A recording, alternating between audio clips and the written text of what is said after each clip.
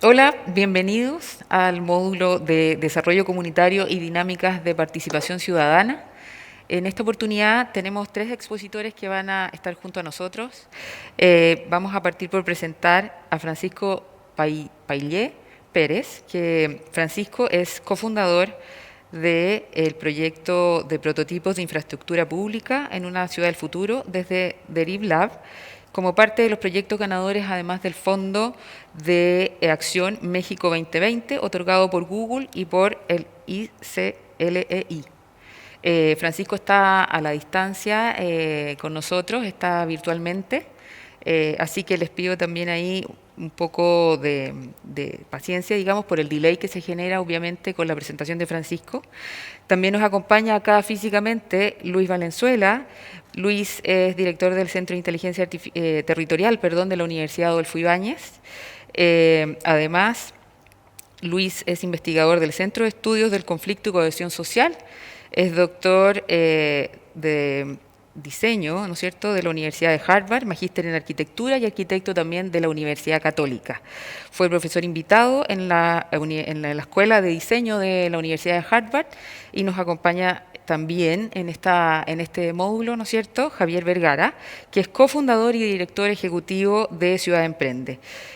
Javier es arquitecto urbanista, eh, como les comenté, es cofundador y director ejecutivo de Ciudad Emergente, ¿sí?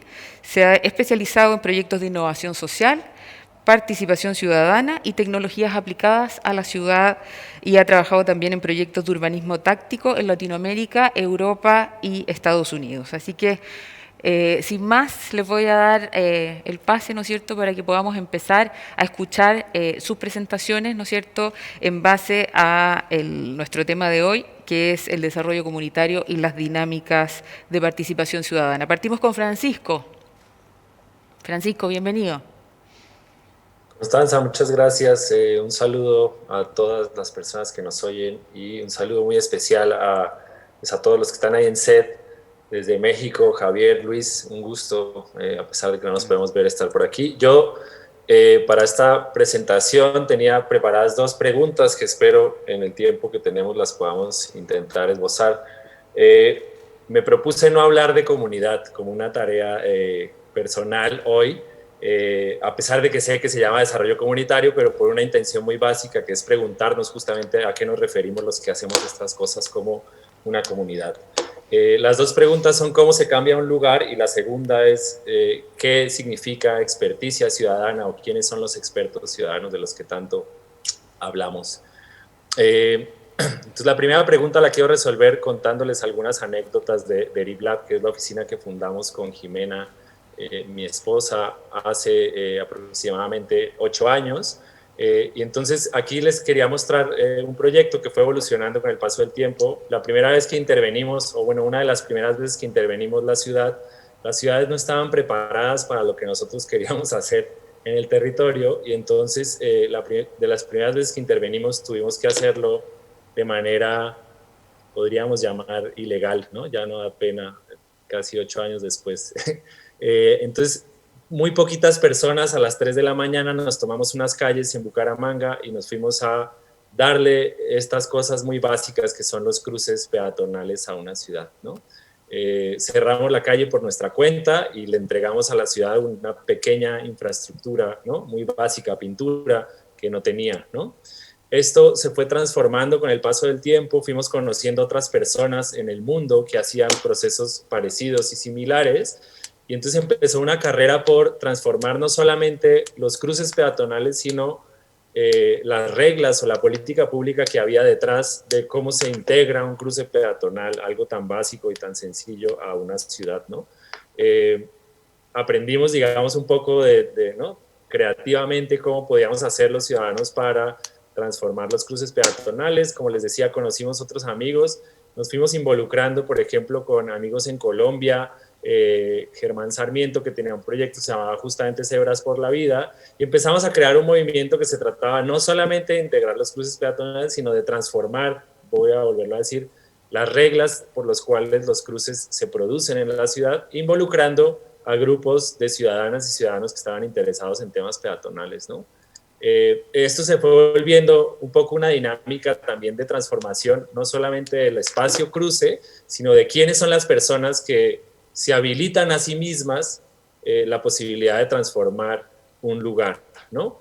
Y entonces, si se fijan en contraste de la primera foto que yo les mostré a esta última, que es de unos amigos en Pasto, a los cuales les ayudamos a desarrollar el proceso de Cebras por la Vida, pues termina siendo, ¿no?, de algo ilegal a las 3 de la mañana, un grupo de ciudadanos haciendo algo en la ciudad, se vuelve esta pregunta de, ¿podemos involucrarnos todos? Si se fijan, aquí ya hay niñas, niños, vecinas, vecinos, pero también hay otra gente que vino, ¿no?, a tomar fotos, a chismear, está la policía, está la alcaldía, ¿no? Entonces se transforma no solo el cruce, sino se transforma lo operativo que puede llegar a ser la ciudad, ¿no? La capacidad misma de la ciudad de generar espacios de transformación entre todas y todos, ¿no? Entonces, la primera parte de la pregunta yo la respondería diciendo que un lugar se cambia cambiando la manera en que la gente vive en el lugar, ¿no? No se cambia haciendo cosas físicas, sino haciendo cosas que involucren a otros en estas posibilidades, ¿no? Se cambia haciendo uno cosas, no podemos cambiar si nosotros no nos involucramos en esta relación ¿no?, con nuestros cuerpos y con nuestras mentes de realmente transformar, ¿no? Pero a pesar de que lo podemos hacer nosotros, lo tenemos que hacer con otros, si no, no tiene valor, ¿no? Se cambia haciendo una ciudad en donde queramos vivir. A mí a veces me preguntan que si yo quiero, es que yo soy muy antojado y a veces quiero las cosas muy a mi manera, y digo, pues sí, claro, pues quisiera que todo el mundo tuviera la ciudad que se le antoja para vivir en ella, ¿no? Entonces creo que otro argumento es que hay que hacer una ciudad en la que queramos hacer parte, ¿no? Es decir, donde yo quiera estar involucrado como sujeto en las decisiones, en las transformaciones, en las acciones, ¿no? Y por supuesto aprender que si no compartimos con otros, esa ciudad ideal no va a existir, ¿no? Entonces yo puedo hacer muchas cosas y ser muy importante para mí mismo, pero quizás lo más valioso es poder hacer las cosas con otros, ¿no? Entonces esta es una manera que nosotros hemos ido asumiendo de cómo se cambia un lugar, ¿no? Y ahora me queda 1 minuto y medio casi para contarles, para responder la segunda pregunta de quiénes son entonces esas personas que cambian la ciudad, ¿no? Y sabemos que quienes trabajamos en estas dinámicas siempre tenemos este argumento, quizás también por lo que nos enseñó Jane Jacobs, ¿no? De que al final la ciudad está llena de, ¿no?, de ciudadanos expertos, ¿no? Y quienes hablan del territorio suelen decir, ¿no?, la experticia la tienen, ¿no?, las personas, ¿no? Y entonces ahorita estamos desarrollando este proyecto que se llama Prototipos de Infraestructura Pública, en la cual nosotros hemos aprendido que si bien sí hay un montón de experticia en la ciudadanía en términos, ¿no?, de colectivos, en términos de territorio, a veces también tenemos que, digamos, volver a convencer a los ciudadanos de que no son solamente ciudadanos, sino que ellos tienen unas experticias particulares por sus historias de vida, pero también por las profesiones que tienen, por el tipo de ocupaciones que tienen, ¿no? Volver a convencer a los gobernantes de que ellos también son ciudadanos, volver a convencer a los técnicos como arquitectas, arquitectos, urbanistas, etcétera, de que ellos también son ciudadanos. Entonces hay un juego aquí que parece solamente una tontería en el lenguaje, pero es ciudadanos expertos o expertos ciudadanos, y nosotros hemos aprendido un poco que es en la segunda parte de la palabra donde nosotros resolvemos. Ya se acabó un poco el tiempo. Este proyecto básicamente es la apropiación de la infraestructura pública como un escenario de producción de información. Y entonces aquí un poco, y con esto quizás cierro, es para poder lograr este proyecto nosotros tenemos que apoderar a un montón de gente a recuperar su papel en la operancia del sistema ciudad, ¿no? Entonces, al gobernante y al tomar decisiones, pues que gobierne y tome decisiones, ¿no? Al arquitecto y al urbanista, pues que diseñe, ¿no?, que trabaje como experta y experto, a los hackers que sean hackers, ¿no?, y a la ciudadanía activista que aproveche la información, los datos, para justificar acciones de transformación, ¿no? Entonces, bueno, ya acabé el tiempo y por ahí va mi línea de pensamiento en este momento sobre este llamado que nos hacían del desarrollo comunitario. Sé que vamos a bajar algunas cosas como sobre los barrios y el territorio, yo estoy queriendo decir quizás que en la lógica del derecho a la ciudad tenemos que asumir que todas y todos, a pesar de que no estamos vinculados de manera directa a un territorio, tenemos que ocupar un espacio en la lógica, digamos, gerencial, administrativa, operativa y de agenciamiento de la ciudad, y en ese punto nos volvemos no ciudadanos expertos, sino expertos ciudadanos. Y por ahí lo voy a dejar y muchas gracias y ahorita espero la discusión con ansias. Gracias, Francisco. Muchas gracias por tu presentación. Bueno, ahora vamos a darle el pase entonces a Luis, ¿no es cierto?, que nos acompaña acá físicamente. Luis, por favor, cuéntanos un poco también cuál es tu opinión al respecto de del tema fundamental de nuestro módulo. Sí, muchas gracias por la invitación. Gracias a todos, Javier, Francisco, que estamos acá conversando. Un lujo siempre poder conversar, interactuar. Yo diría que el desarrollo comunitario y la participación son nombres equivocados en la perspectiva que nosotros tenemos en el Centro de Inteligencia Territorial. Porque creemos que lo que está detrás de eso, lo que está en el trasfondo es lo relevante, y lo que está en el trasfondo es la convivencia. Es decir, hoy día lo que tenemos como una sociedad compleja, numerosa, con múltiples interacciones, es siempre un desafío de convivencia. Y frente a la convivencia y todos los elementos que pueden surgir de la convivencia, positivos, negativos, felices, infelices, conflictos, cohesión, etc., igual que Francisco, diría dos grandes preguntas. En el convivir, primero, ¿qué queremos conservar? Y me parece que eso es una instancia y una cuestión central. Es decir, difiero con Francisco cuando dice que hay que cambiar y que cambiamos y cómo se hace algo para cambiar. Hay una pregunta anterior, es, bueno, ¿qué es lo que quiero conservar? Y lo que hace Francisco cuando sale con su señora a pintar, ¿no es cierto?, en la madrugada en la ciudad, en México, una franja peatonal, es un cambio, por supuesto, porque hay una acción, pero sobre todo lo que hay es un acto de conservación. Y la pregunta es, ¿qué es lo que Francisco quiere conservar? Yo diría que lo que quiere conservar es la vida de las personas que quieren cruzar esa calle. Y por ende uno provoca para poder generar esa nueva relación en la conservación una acción, e implementa y hace ese dibujo. Por ende, desde un punto de vista de nosotros que estamos acá conversando del desarrollo, el desarrollo de las personas y la participación, y en esta pregunta de la convivencia, siempre en la convivencia de poder seguir viviendo la pregunta fundamental, crítica, base humana, humanitaria, es qué es lo que yo quiero conservar. Y para poder entrar a las acciones y a lo que va a ser este desarrollo de la convivencia. Toda la pregunta del conservar tiene que ver con que naturalmente los seres humanos hemos estado protegiendo y construyendo nuestro entorno, nuestro territorio, para poder desarrollar la vida, para poder conservar la vida, conservar el vivir, conservar la familia, constituir comunidad, constituir ciudad, constituir barrio, así sucesivamente. Por ende, cada vez que hay un cambio, tiene que ver con la relación que se puede establecer entre distintas personas, distintas entidades, distintas empresas, distintas interacciones que hay en nuestro entorno. Un aumento de tráfico, un cruce peatonal para conservar la vida, ¿no es cierto? Por ende, el cambio está cada vez que hay una relación que debemos mirar en cuanto a la pregunta de la conservación, en cuanto a relaciones que ya tenemos, es decir, ya tenemos que caminar al colegio y tengo que cruzar esta calle, por ende hay más tráfico, por ende quiero conservar la vida de mis niños. Relaciones que debemos asumir y relaciones que queremos asumir y que queremos tener. Y cada vez que tenemos esta interacción de relaciones debe surgir una conversación en relación a esta convivencia. Y aquí viene el segundo punto, la segunda pregunta, al igual que Francisco tenía dos preguntas, yo diría, ¿qué conversación entonces queremos tener? ¿No es cierto? Ya que estamos en un panel de participación y desarrollo comunitario, ¿cuáles son las conversaciones? Creo que hasta ahora en el mundo técnico y ahí voy a entrar luego en lo que Francisco hablaba de los ciudadanos técnicos, ¿no es cierto?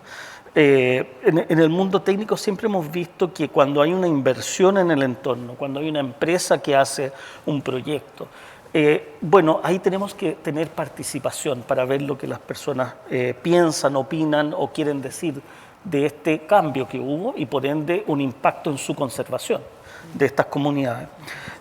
Yo creo que las conversaciones que queremos tener son conversaciones que deben existir cada vez que cualquier persona vea afectada o vea un cambio en la relación. Por ende, la participación no pertenece como punto de partida, como punto de inicio, como convocatoria a alguien exclusivamente. No pertenece ciertamente al mundo técnico, ni a las autoridades civiles o gubernamentales democráticas, como tampoco pertenece a la propiedad privada, como tampoco solamente pertenece a la comunidad, sino que tenemos que encontrar maneras contemporáneas, maneras al alcance, democratizadas, para que la convivencia y la conversación en cuanto a las distintas relaciones de la convivencia sucedan siempre. Hoy día, como nunca antes, hemos estado desafiados a cuestiones que no imaginábamos, como la pandemia, como crisis social, pero a su vez estamos como nunca acompañados de tecnología impresionante, como puedes tener una conversación con Francisco en México, con Javier acá al lado, contigo, y yo venía hablando por Zoom con otra reunión en mi auto, pero tenemos además los medios técnicos junto con estos desafíos. Por ende, yo diría que los ciudadanos ojalá no se conviertan en técnicos. Al contrario de lo que decía Francisco, creo que los ciudadanos, para poder tener esta convivencia, ¿no es cierto?, permanente, para poder tener estas conversaciones y estas relaciones, tenemos que seguir siendo personas emocionales y reflexivas, ¿no? Me gusta mucho cuando Ciudad Emergente, ya lo van a ver cuando Javier haga su presentación, cambia el gris, ¿no es cierto?, en emergente, destacando la palabra gente. Es precisamente eso, somos intrínsecamente personas reflexivas, emocionales, y nuestra convivencia y la experiencia de vida, por ende lo que queremos conservar, las relaciones que queremos tener y por ende las conversaciones, están intrínsecamente relacionadas a ello. Por ende, me parece a mí que el desarrollo comunitario y la participación ciudadana, para ir ya cerrando, está muy ligada a lo que debemos diseñar en los tiempos de hoy, que es una convivencia emocional. Y desde esa convivencia emocional, de esa capacidad reflexiva que todos tenemos, ver qué conversación queremos tener, porque las relaciones cambian, y esas relaciones cambian porque cambia mi entorno, pero también porque cambia nuestra percepción, cambia nosotros como seres, como dentro de la cultura y dentro del entorno que estamos, y por ende en esas conversaciones y en esas relaciones establecer la pregunta básica de la convivencia, que es ¿qué queremos conservar? Gracias. Muchas gracias, Luis. Bueno, efectivamente las conversaciones son muy relevantes y por eso estamos en este panel también conversando al respecto de las comunidades y los desarrollos, ¿no es cierto? Y ahora voy a presentar a Javier para que siga con su exposición y luego, al finalizar la presentación de Javier, poder conversar entre todos los expositores, ¿no es cierto?, hacer algún par de reflexiones y conclusiones respecto de este módulo. Javier. Muchas gracias. Me voy a conectar a lo que decía Francisco y Lucho. He conversado tanto con Luis que le digo Lucho, entonces, previamente. Y me gustaría compartir desde Ciudad Emergente tres quizás aprendizajes o tres ideas de acciones comunitarias para poder avanzar en algún cambio o quizás conservación de largo plazo. Tiene que ver con tres ideas o aprendizajes que hemos aprendido en los últimos años trabajando en Ciudad Emergente. El primero tiene que ver con la importancia del sentido de conocernos, de no olvidar de que si es que no generamos un conocimiento del otro o con quienes vivimos y habitamos o cohabitamos permanentemente, no vamos a poder eventualmente o conservar o cambiar las cosas, pero hay un sentido de conocimiento que es muy relevante, sobre todo en la realidad que vivimos en este país, en Chile, donde muy poca gente conoce, por ejemplo, al vecino con el que vive en su mismo barrio.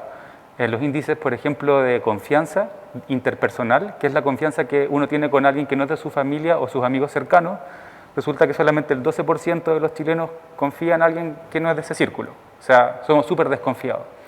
Y en ese sentido, el aprendizaje de volver a sentir la ciudad como un espacio de encuentro, de conocerse con algo tan sencillo como, por ejemplo, compartir una comida en un lugar donde no solemos hacerlo, ¿no es cierto? Donde probablemente estacionamos el vehículo, pero que puede ser un lugar distinto, puede ser un espacio para volver a sentir confianza con el otro.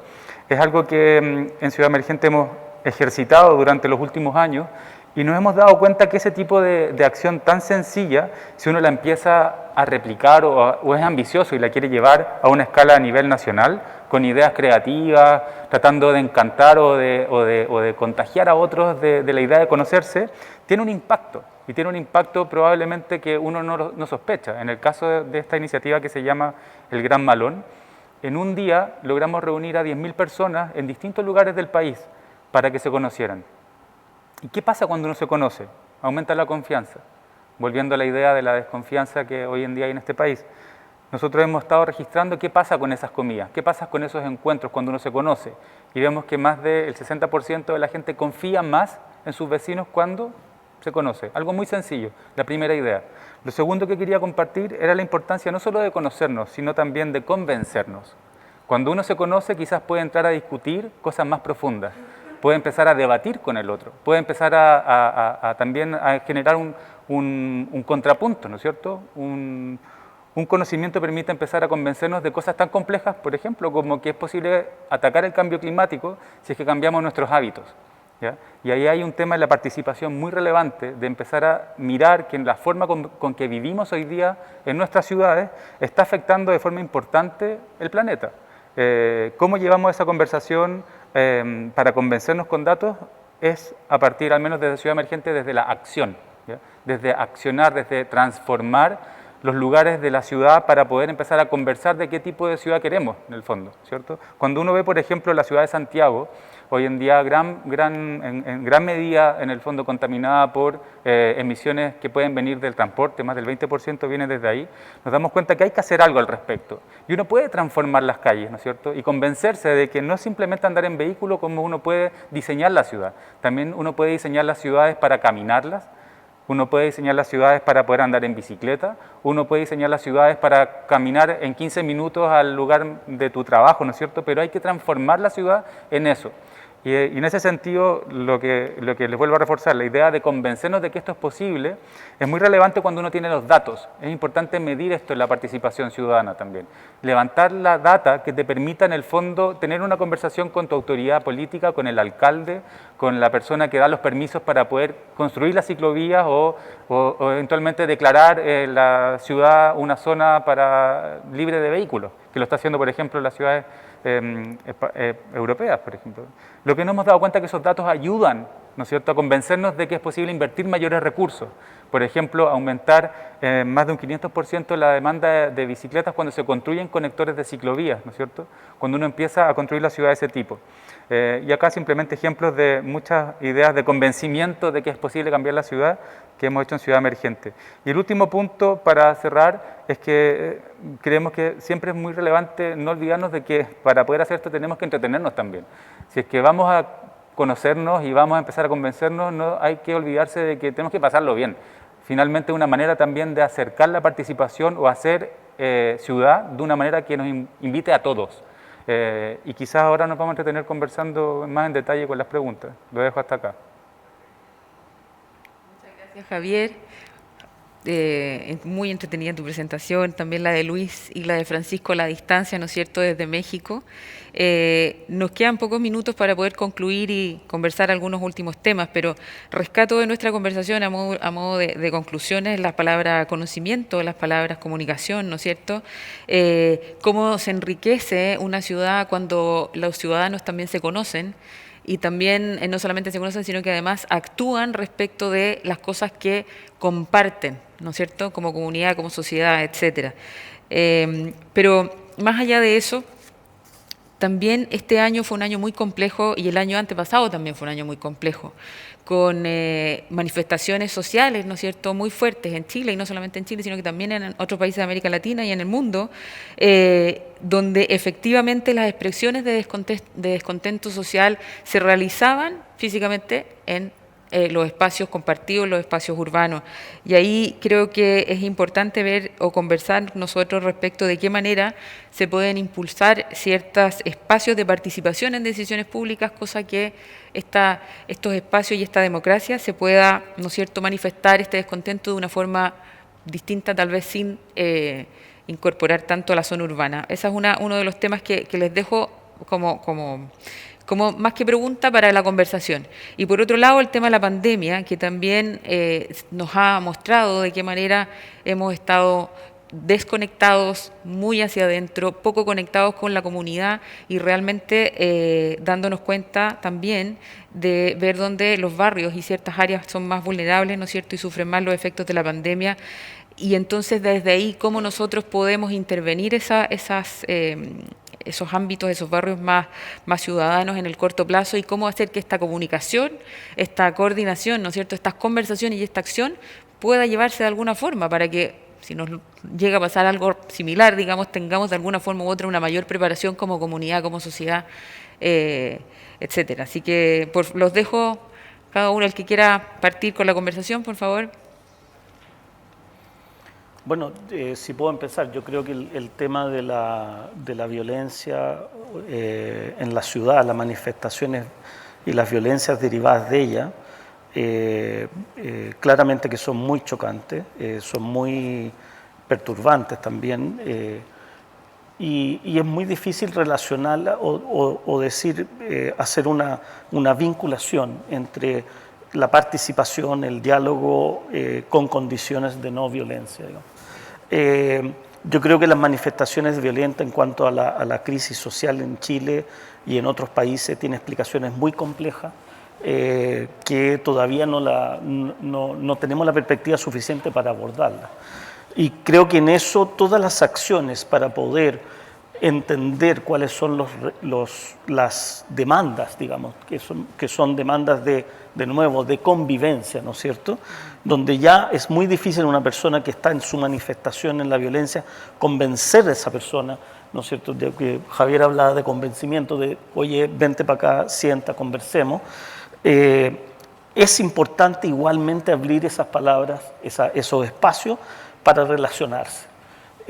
Mi manera de pensarlo, que es muy personal, es que en parte creo yo que no han habido condiciones de relaciones que no sean suficientes para establecer realmente un vínculo de confianza donde se puedan poner a discusión y a conversación las reglas de juego, ¿no es cierto?, hablando de entretenimiento y de juego, en donde se diga, mira, estas reglas ya no podemos seguir jugando así, ya no podemos seguir viviendo así, ya no podemos seguir conviviendo porque en realidad no estamos conviviendo. Una parte está en un mundo, otra parte está en otro mundo y esa convivencia ya no da para más. Por ende, hay que hacer un esfuerzo muy grande de poder volver a restablecer espacios de conversación para ver cómo podemos establecer esas relaciones nuevamente. Y eso es una tarea titánica. Yo creo que han habido durante esta crisis social episodios muy singulares. Por ejemplo, a los pocos meses del estallido social de octubre, hubieron varios municipios que armaron mesas de cabildo, ¿no es cierto?, mesas de conversación, que fueron maravillosas, que fueron un punto de aire y de oxígeno donde personas se sentaban a tener una conversación sobre cuál era la relación de convivencia o de lo que quería conservar en adelante. Y yo creo que tenemos que volver a rescatar esas condiciones y esa capacidad de conversar. Y esa capacidad de conversar no puede estar a nivel institucional, gobierno central, partido político, etc. Tiene que estar a nivel de bases, a nivel de los vecinos. Y yo creo que ese es el gran desafío, Si eso va a aminorar la violencia o no, sinceramente no tengo una respuesta. Yo espero que sí, pero creo que es tremendamente importante volver a poder sentarse a conversar. Perfecto. Francisco, desde México.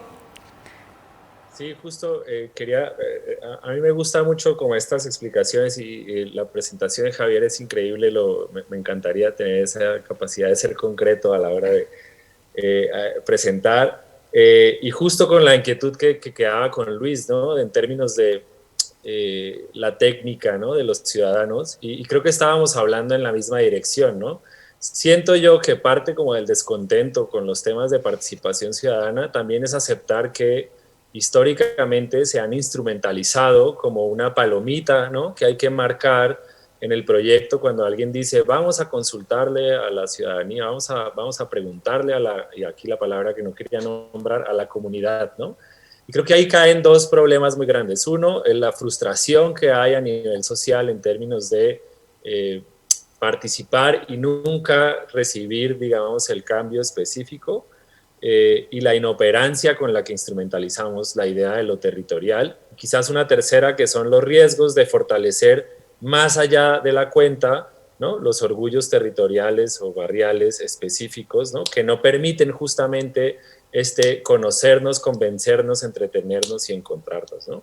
Y en eso vuelvo a la pregunta que planteaba, es si somos ciudadanos expertos o expertos ciudadanos, y lo decía justamente porque algo que pasaba con el proyecto de Cebras por la Vida, y fue una de las razones por las cuales nosotros en particular dejamos de involucrarnos con la idea, es que se volvió muy fácil simular a la ciudadanía, ¿no? Entonces, de repente había alcaldes que, ¿no? Hacían lo mismo que nosotros, tomaban un rodillo y pintaban un cruce peatonal y nos invitaban a eso. Yo decía, pero no, pues si tú eres el alcalde, tú tienes que poder hacer cosas que yo como ciudadano normal no puedo hacer, ¿no?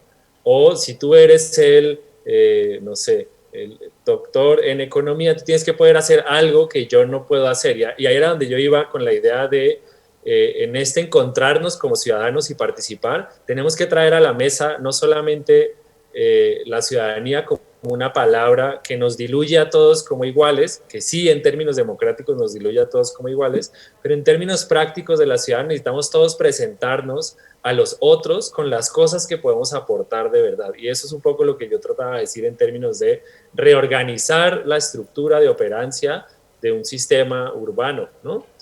Saber que cuando yo pongo una queja, alguien la escucha y la puede ayudar a resolver desde un asunto técnico, ¿no? Es decir, es como tenemos que volver a ordenar lo que creíamos nosotros que son las instituciones que hacen que las ciudades se transformen, se mantengan, ¿no? Se preserven o cambien, ¿no? Y creo que en eso todos tenemos que aportar un poco como de esta capacidad, ¿no?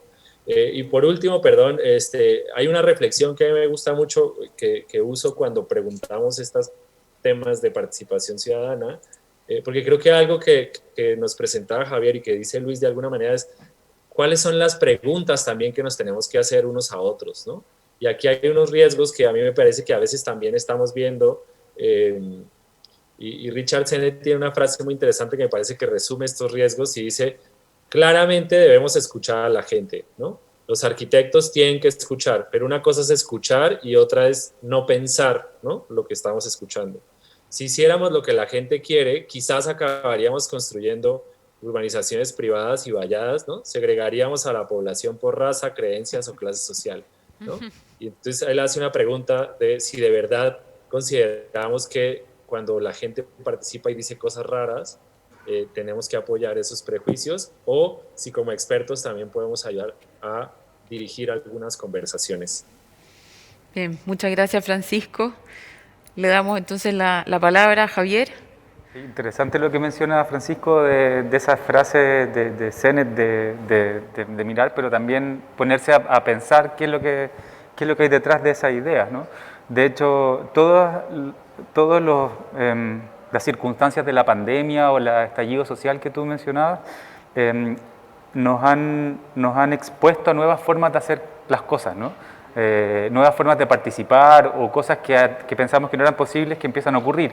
En el caso de Chile, toda la organización en torno a las ollas comunitarias, ¿no es cierto?, que volvió a aparecer en el hecho de no salir de tu casa y eventualmente tratar de hacer tu vida de una manera distinta, son cosas distintas, ¿no? Estamos viendo como cosas muy distintas y yo creo que puede ser interesante observar desde las autoridades, por ejemplo, autoridad política, observar bien lo que está pasando, más que intentar instrumentalizar las nuevas prácticas que ocurran, sean de pintar la calle, juntarse a comer en torno a ollas comunitarias, no tratar de per se instrumentalizarlo y decir, bueno, esta es la nueva forma de hacer las cosas, sino más bien observar bien y tratar de acercarse a cosas distintas para entenderlas eventualmente, si es que pueden ser útiles para poder diseñar mejores políticas públicas, si pueden servir para mejorar la forma de vida en los barrios, pero el observar esas prácticas y luego tomar una decisión sobre si sirven o no sirven, si es que hay que validarlas o no validarlas, creo que es una tarea de la autoridad política o los grupos más de élites, ¿no es cierto?,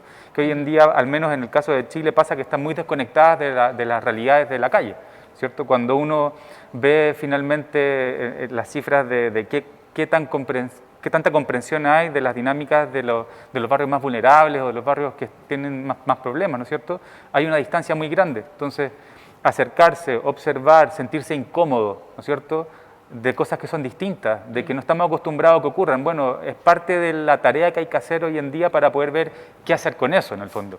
Si es que hay que transformar de lleno la forma de hacer participación ciudadana, o quizás no es tanto, es quizás darse cuenta que hace mucho rato existían estas cosas.